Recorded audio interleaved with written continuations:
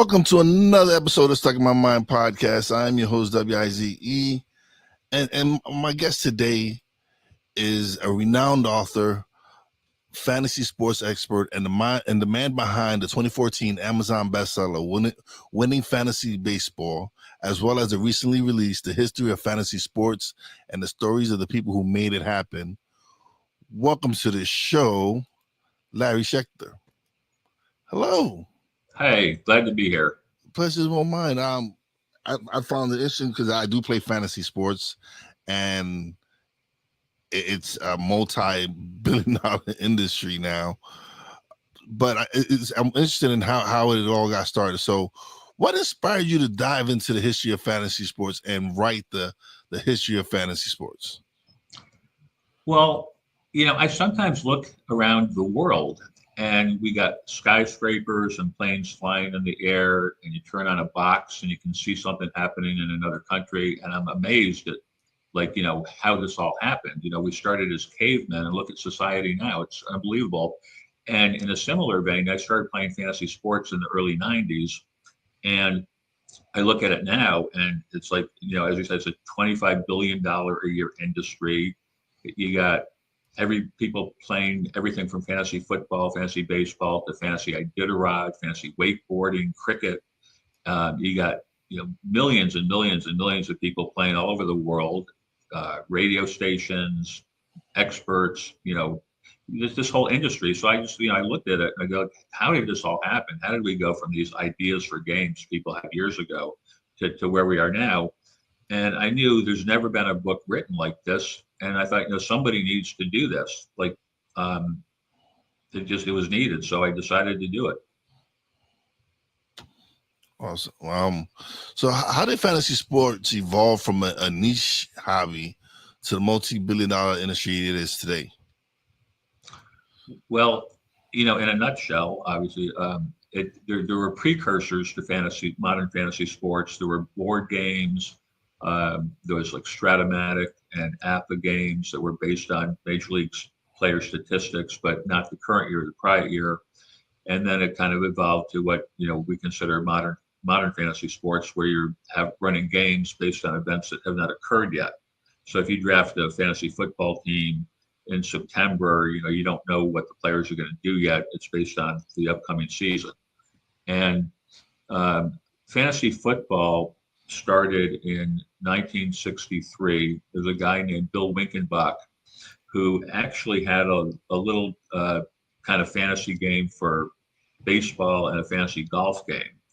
And then some people he told about it said, why don't we do this for football? And he started fantasy football game. And that was started in 63 in Oakland. And they kind of kept it amongst themselves for the most part, so it didn't spread. But one of the guys in the original league named Andy Musolimas owned a bar in Oakland, and he decided after a couple of years to make the game available to his patrons. So his patrons started a league, and within a few years, there's a second league and a third league and a fourth league, and people would come to the bar, they'd see people playing this game, they'd ask what it is, and word spread. So Musolimas is the guy who really is responsible for starting to spread fantasy football. And one of the things when I started the book, the idea was I'm going to write the history of fantasy sports, what happened when, who did what. And as I started researching and talking to people, and I spent 18 months as a full-time job researching, interviewing dozens and dozens of people. And early on, I started to hear stories of what people did that were fascinating, inspirational. Some would, bring a tear to your eye, a lot of funny stuff. And I realized very early on, I could just write what happened and I'd tell the story, but it would come off like a very boring research paper. But instead, I'm telling the stories of what the people did. So I'm telling all the facts and figures, who did what when, but I'm telling the stories of people, which has made the book really fascinating. And, the reviews have been fantastic. People say it's very easy to read, it's fascinating, et cetera, et cetera. Even people who don't play fantasy sports like the book because it's about the stories of what the people did. And, like Musolimas, for example, I Googled article after article after article about Musolimas. And after like 20 articles, I'm reading the same stuff, for like the 15th or 20th time for the most part. But every so often you get this little tidbit nobody else had mentioned. And after like 15, 20 articles about Mussolinius, I read something that hadn't been mentioned before. The guy was a war hero. When he was 17, Pearl Harbor happened. He volunteered for the Army. He volunteered for a unit where they said 97% of you are not going to return alive. He volunteered anyway. And obviously he survived it. And, he was a bona fide war hero. Later on, he got a Congressional Medal of Honor. And then back to your question. So fantasy baseball, Dan Okrent is the guy credited with inventing modern fantasy baseball and helping it spread to the public.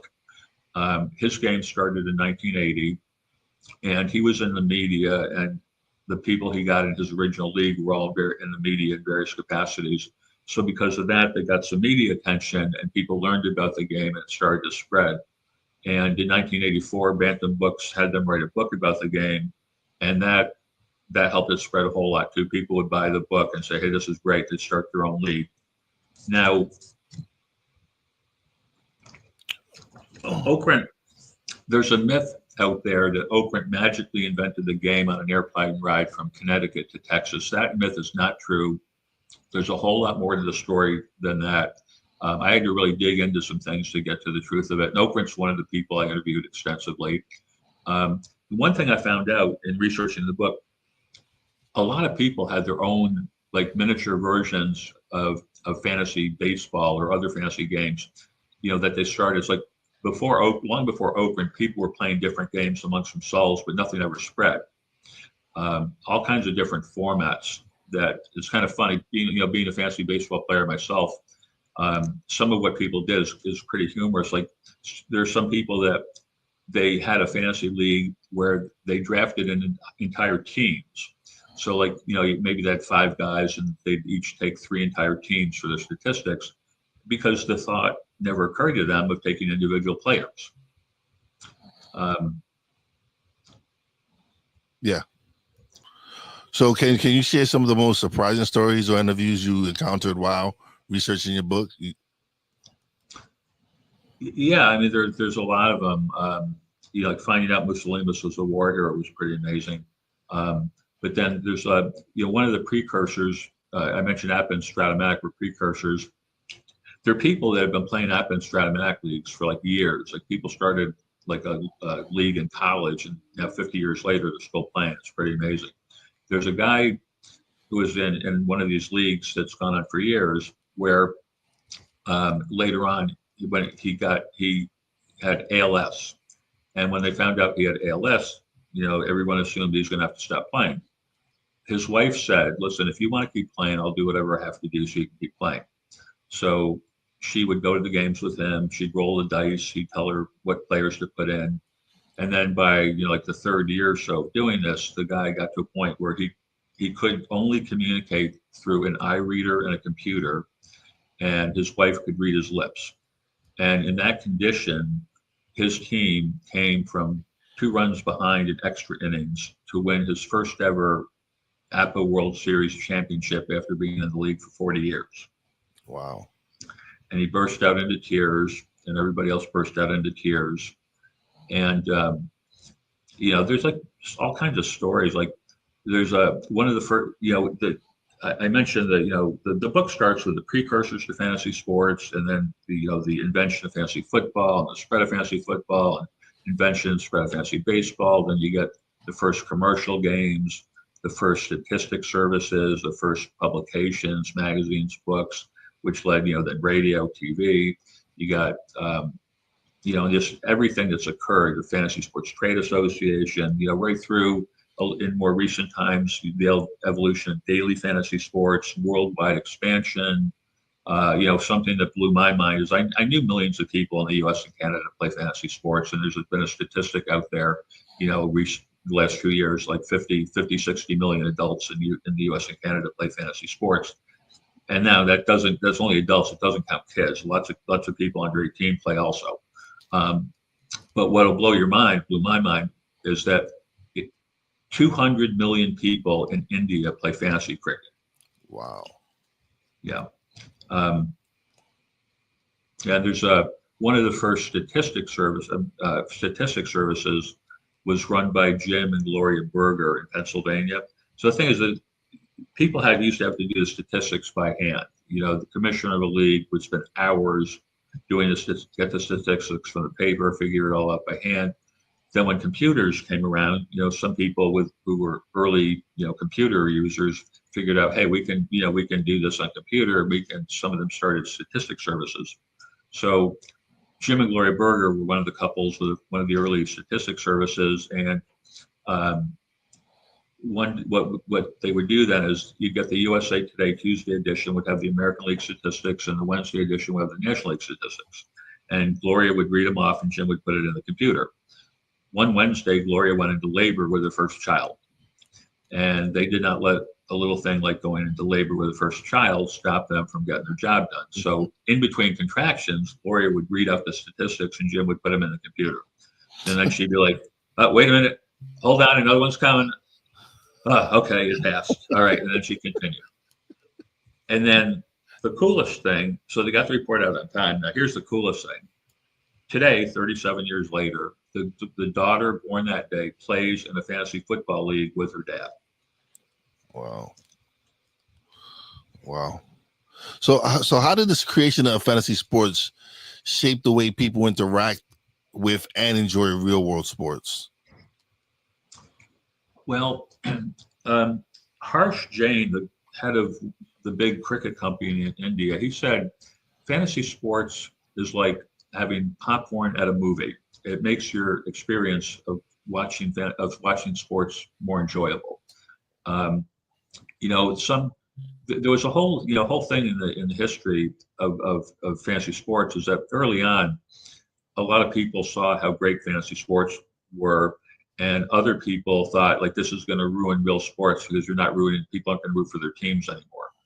And back when Oakland started fantasy baseball in 1980, within a year or two, there were fantasy baseball leagues like in every major league press box, with sports writers playing the game. And then there were other sports writers, broadcasters that looked at it like this is going to ruin the game. This is stupid. This sucks.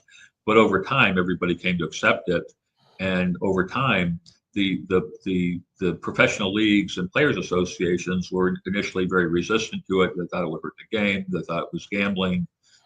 They were very resistant to it, but over time they came around. They finally figured out, who are the people watching, more sports on TV every week? Who are the people buying more merchandise? Who are the people subscribing to the TV packages?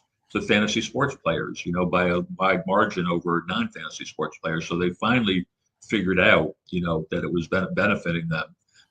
Clay Walker was the head of the NFL Players Association for a long time. He's, one of the dozens of people I interviewed.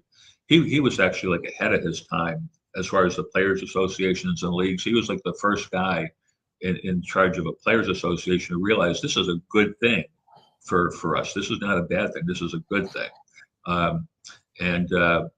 He helped kind of convince some of the other associations and leagues, who finally came around. So how did the fantasy sports community react to the rise of online platforms and daily fantasy leagues? How did the fantasy sports community react to daily fantasy leagues? Yeah, how did the fantasy sports community react to the rise of online platforms? Because before, online platforms. Online platforms and daily fantasy leagues. Right. Okay, online. That's what I missed. Well, when the internet came around, when computers started, that helped a lot because it made it easier for the statistics and everything. Then when with the rise of the internet, fantasy exploded because of the internet, because it made it so easy for people to play games and join leagues, online. You didn't have to know anybody. You didn't have to recruit 10 of your friends. You could make your own moves online, so you didn't have to call the commissioner and tell them it was. So the internet helped fantasy just explode. Then when daily fantasy came around, that helped the industry explode even more, because a lot of people were interested in the idea of playing fantasy, but it's a long commitment. If you're playing fantasy football, fantasy baseball, your typical league, fantasy hockey, fantasy basketball. It's like 4 or 5, 6 month commitment. So it's a big commitment. A lot of people, it's just too much of a commitment for them. So daily made it easy for people to play. You can just play one day at a time. You can play as often as you want. Skip, you can play 3 days in a row and then skip 20 days or whatever you want to do. It made it easy. Or, if it's, let's say it's, now October and you decide you want to play fantasy football, well, you're too late for a regular season one fantasy football league. You're too late. You got to wait till next year. Daily fantasy, you can start playing, this week. But there was a whole problem, with daily fantasy. But I should back up, backing up for a second. One of the big issues with fantasy sports ever since the beginning is a question of, is it gambling? When some leagues have no money involved and maybe just a little prize, but a lot of leagues, they have some kind of money involved, and so there's a question, is it gambling? And this goes way back to the beginning, even back to Bill Winkenbuck and Andy Musolinis. They had some money involved, and what they did is, like this Mussolini scoring system. They had a scoring system where it was like, for like a touchdown would be worth a certain amount of cents, for example, like maybe 10 cents. So if you got a guy scoring a touchdown, you get 10 cents, which means everybody else in your league owes you 10 cents. But Okay. but they called it points instead of cents, because they didn't know if maybe one day the Vice Squad was going to come in and arrest them for gambling. And in fact, there's a few incidences, like in a bar in Austin, Texas, and a firefighter in Fort Lauderdale, Florida. A few instances where the local Vice Squad did come in and arrest people for gambling. And so, one of the chapters in my book is about all the legal issues, and the issue of, is it gambling or not? It got mostly settled. The federal government settled it. Most states have settled it, but there's a whole long thing about how that all happened. And they got to a point where, daily fantasy sports really pushed the edge. Kind of raised the question of is it gambling? Because daily, is closer to gambling than season long, really. Yeah. And the people who ran all the fantasy companies, when daily came about, they were kind of pissed off, because daily was putting so much attention on the industry again, and the question of, is it gambling, that that was not good for everybody else. DraftKings and FanDuel started advertising. You turn on the TV every 2 seconds. Going back several years ago, and they're advertising every 2 seconds, and it was crazy. And the Attorney General of New York sued them, and they almost got shut down. And then there's a whole big legal thing. But finally, they prevailed. They could have been shut down, but they prevailed, and they're here to stay now. What do you think is the biggest misconception people have about fantasy sports and its history? Well, let's see. One is what I'm just talking about, that it's gambling. The misconception that's gambling. And, I think when you look at, the daily fantasy sports, that certainly looks a lot closer to gambling. The thing that sets it apart from gambling is gambling's a game of chance. And daily, they could prove that, the same people were winning more often, because it's a game of skill, not chance. If you go to a casino and you play roulette, it's completely chance. There's no skill involved. It makes it gambling. But fantasy sports, whether it's season long or daily, there is skill involved. It's not just, there's some luck, but there's also a lot of skill. So that kind of makes it not gambling. So that's a big misconception. And another misconception, not so much anymore, but back in the beginning, most people had never heard of fantasy sports, and when they did hear about it, they thought, oh, this is just some kind of nerd geek, 20-year-old, 25-year-old guy living in the basement of his parents' house who's a complete geek. That's what they would think, and that wasn't true at all. But over time, that perception got blown apart. So also, how did the financial crash of 2008 affect the fantasy sports industry, and how did it bounce back? Um, that hurt some companies. There were companies. I mean, there's a whole other. Like when the internet started, they there was this thing like, the internet was supposed to all be for free, and people would sell advertising, and they try to take the company public, and then the advertising market kind of crashed, and people that were making money on their internet sites by selling advertising couldn't do that anymore. So some of them started switching to pay models, and they found that enough people were willing to pay for what they were offering that they could keep going and make money. Okay. Fantasy sports now spans across almost every sport imaginable, from soccer to bull riding. Why do you think it's become so universal? Well, it's a fun game. It's just fun game, and to compete and to say, okay, let me see, I think I can do better than my buddies. Whether it's fantasy bull riding or fantasy football, it's like, okay, I think I can do better, at this than my friends or my family. Um, that's pretty much it. It really brings people together is the other thing. Like, one thing that really stood out for me, and you can see it throughout the book, is how fantasy sports brings people together. You got coworkers who would never otherwise be talking to each other. You got parents and children playing together. College friends have stuck together for years because of it. Okay. You got a guy. You can have a guy. Someone mentioned a draft they were at in Las Vegas where he's sitting next to a guy who's the president of a Fortune. He's a CEO of a Fortune 500 company, and next to him is a plumber, and the two of them are talking like they're best buddies. And there's one of the guys I interviewed, Mark Mariani, who was with CBS Sports and Turner Sports, and he's the guy who got fantasy football statistics on TV for the first time. And when he first found out about fantasy football, it was like when he first got hired at this company in Chicago, somebody told him about fantasy football, invited him to join the work league.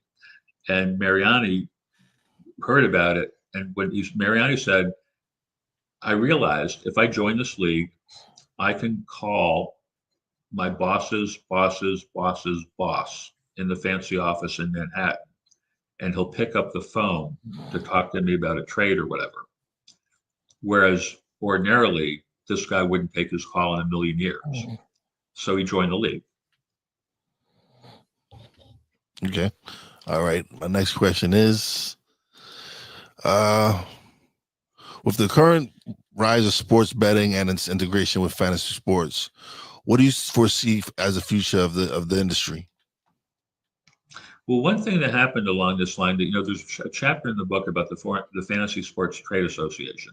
Okay. And the Fantasy Sports Trade Association converted, not sure, like 4 or 5 years ago, I forget, they converted to the Fantasy Sports and Gaming Association because of the rise of daily fantasy sports and gambling. And, gambling is different than fantasy sports, but a lot of like the daily sites also offer regular gambling, and so there's a connection between a lot of people gamble, a lot of people play fantasy sports. There's a real connection there. So the association is actually now the Fantasy Sports and Gaming Association.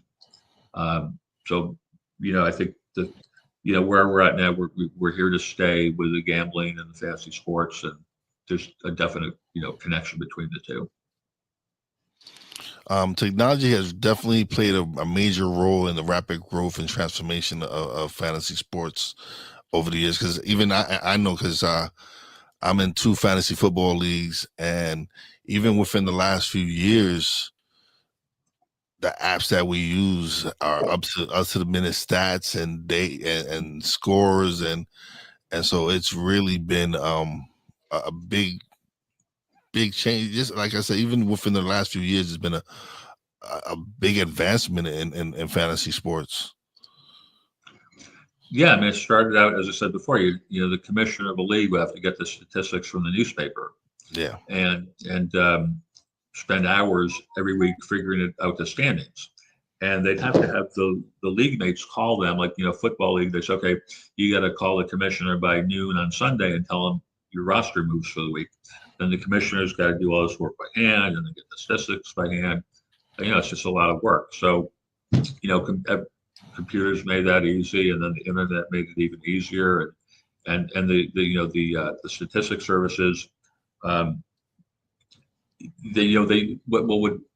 what used to happen is like CDM Sports, for example, one of the first commercial companies. When they started, I think it was in the 90s or late 80s, I forgot. What would happen is the people that own CDM Sports, on Monday morning, this is another married couple, Brian and Carol Matthews. Monday morning, they would start the computer program at their house before they left for work. And one of them would come home at lunch to check on the computer program, make sure it was running properly. And they'd come home from work, and by 7, 8 o'clock at night or whatever, the computer program would be done. They'd print out the reports, get them in the mail by like midnight. And the thing is, they were running computer reports for they had like about maybe 300 fantasy teams, 12 leagues of 25 teams each, something like that, 300 teams. Take the computer, like 10, 12 hours to run the report on Monday. Thing is, now a computer could run that report in like 2 seconds. A computer could run a report for thousands of teams in a few seconds. But back then it was like that. And Jeff Reese, one of the guys who was involved when ESPN started fantasy, he told me, I got some stuff in the book about all the technological problems that they faced back then, trying to run fantasy leagues, for thousands of teams. Okay. Do you see the parallels between the business side of fantasy sports and other tech startups or entertainment industries? Well, the book is a lot about entrepreneurs and what they did. So whether you're an entrepreneur with a fantasy sports company or whatever other company you might be doing, there's a lot of it's a lot of the same stuff. Like a guy like Peter Bazaris worked. He started one of the first, again, stat services. He worked 23 hours a day at one point to get this thing launched in time, and under terrible conditions. He was in an apartment that should have been condemned. No hot water, no very little heat, rats running around sometimes, and in this condition, he worked 23 hours a week for a while, getting almost no sleep. But it paid off. The guy became a millionaire. There's lots of stories, and some of these companies started as college projects. Like Ian Allen and Bruce Taylor did a college project where they were supposed to come up with an idea for a company, how you would launch it or whatever. And, you weren't supposed to actually do it, obviously, as a college project. It was supposed to come up with an idea and a plan of what you would do, hypothetically. They came up with an idea for a fantasy football magazine because there were no fantasy football magazines back then. And after the college project, they decided, hey, let's really do it. And they actually launched it. And it's still going today. It's the Fantasy Football Index magazine, which is one of the most popular, largest fantasy football magazines, 30 years later after they started it. Awesome. What were some of the challenges you faced while writing the book, especially with it being such a niche topic? Well, one of the challenges was I'm trying to find out stuff that mostly happened a long, long time ago. Okay. So I'm interviewing people that, it's like hard to remember what you had for lunch yesterday, let alone what you did 40 years ago or 30 years ago. So, and then there's a lot of conflicting information. One person says one thing, somebody says something different, or I read a story. So it took a lot of work, to get some of the facts straight. And, sometimes I would hear a story and go, oh my God, this is fantastic. This has definitely got to go in the book. And then later I'd find out it's not even true, So it was a lot of work, a lot of detective work. I had no idea what I was getting into. I thought it was something I could knock out in like 3, 4 months. That was crazy. It took 18 months of a lot of hard work. Okay. So how has the culture around fantasy football changed over the years, and what trends do you see emerging today? Well, pretty much already said that, it used to be something that people thought was just for geeks or nerds. Yeah. And, the leagues and player associations were resistant to it. But, that's changed over time where, now there's so many millions of people that play fantasy sports, including CEOs of companies, doctors and lawyers. I mean, everybody plays fantasy sports. Yeah. So it's clearly not for geeks or Nerds nerds. no more. Yeah. And the leagues are all on board. I mean, now you got DraftKings sponsored by the NFL or whatever. I mean, they went from resisting the whole thing and thinking the whole thing was terrible and gambling, and now the NFL and all the other leagues are sponsoring DraftKings or FanDuel or running their own fantasy games. Yeah. So what do you think is the next big innovation or shift that will happen in fantasy sports? I have no idea. I should start, I should start telling people before I do a podcast, don't ask me that question, because I've been asked that question several times. I have no idea. In fact, I have a short epilogue at the end of the book. Yeah. And the last thing I say in the book is like, where are we going to be in 10, 20, 50 years? I have no idea. I'm not even going to try to guess. We'll just wait and see. Yeah. It's for me. It's just been it's great because it's the leagues I'm in one league at work, and then I have another league that I've been in for over 10 years, 10 probably close to 15 years. And it's me and the gentleman in that group have formed a brotherhood and built a relationship, especially being in the same league for over 15 years. It's amazing that to this day it's still exciting, it's still fun, and even almost reaching 50 and still having a great time playing fantasy football. Exactly. Yeah. I mean, it brings people together. People have been in these leagues people been in the same league with guys for 5 years, 10 years, 15, 50 years, 40 years. You got people where it's like, they, and, they're all friends, and some of them, they get together with their wives and they know about everybody's kids, and, there's a whole thing.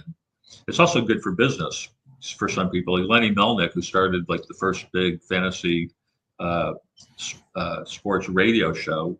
Um, he sold. He had a company in Long Island that sold boxes, and he got a lot of clients from his fantasy leagues. Because they'd meet and they'd say, what do you do? What do you do? And when they found out he sold boxes, some of them would be like, oh, I need boxes. So he actually got a lot of business from it. And when Lenny's got a lot of funny stories. Like one of them is when he started this radio show. Um, the radio station didn't have an 800 number. I mean, 800 numbers were pretty new when he's back then, but his company, he had an 800 number for his company. So his office was maybe 15 minutes from the radio station. So what he would do is when he left his office, he would put call forwarding from his 800 number so people could call his 800 number for business, and it would forward to the radio station. So he was letting people call his radio show for free. And then after the show, he'd go back to his office and turn it off and go home. One night, he forgot to go back to his office and turn it off. So the next morning, the morning radio show, which is, whatever the morning radio show was, they started getting calls like, Joe from Staten Island, you're on the air. Yeah, where the hell are my boxes? They're late. Because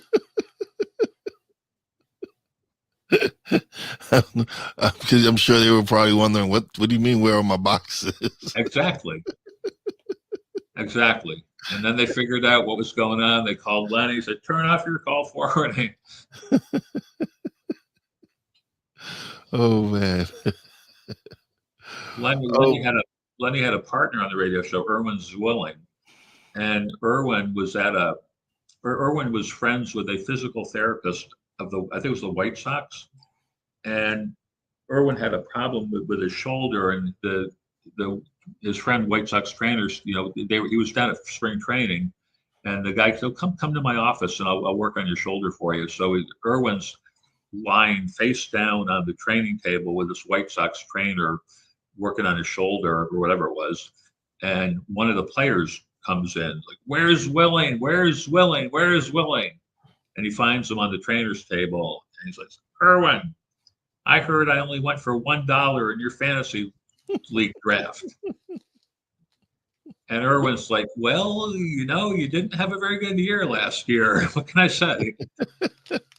And the player's like, well, they're going to regret it. Yeah, well, that's all you can do is make them pay for paying $1. Show them that you're worth more. Oh man, that's awesome. It's been great having you on the show. This is fun, especially me being a fantasy guy myself. So I appreciate you coming on the show. Now is the time of the show where you get the solo screen. You get to plug away, let everybody know where they can find the books and where they can find you. All right. Well, the book is available on Amazon and most bookseller websites, paperback and ebook. If you go to Amazon, you look for The History of Fantasy Sports by Larry Schechter, you'll see all the details and all the reviews, which are great. And if you play fantasy sports, you're going to love the book.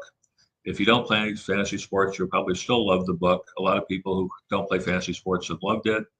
And if you know somebody who plays fantasy sports, it makes a great gift. With the holidays coming up, it's a great gift for people. Awesome. Thank you so much for being a guest. I greatly appreciate it. Anytime if you write another book or whatever, and you want to come back on and promote it, just let me know, and we'll have you back on to promote the book right. and stop by and talk some more. All right, thanks for having me. Oh, the pleasure's all mine. You have a great day, and I will let you know once I release the episode, and I'll send you the links and yeah, and you could share it with your audience, and I will be clipping this shortly, so I'll send you some clips and everything, so you can use them and do whatever you want with them. All right. Okay. Great. Thanks. But thank you, Larry. You have a great day. Okay. You too. Bye.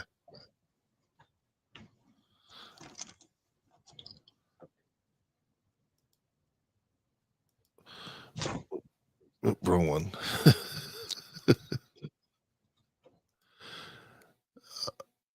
All right, another great episode is in the books. I greatly appreciate Larry Schechter for coming through and sharing his stories. Like I said, I'm a big fantasy football fan, so while I play fantasy football, so I kind of enjoyed this conversation. It's always good to find out the history of fantasy football and baseball and all fantasy sports. But as always, big shout out to my Real Wise fam, Poppy J, Brandy J. Love you guys. Big shout out to the boss lady. Thank you, and I appreciate everything you do. And as always, a big shout out to all the essential workers out there. God bless you. Be safe. You know how your boy Wise does it. Peace out.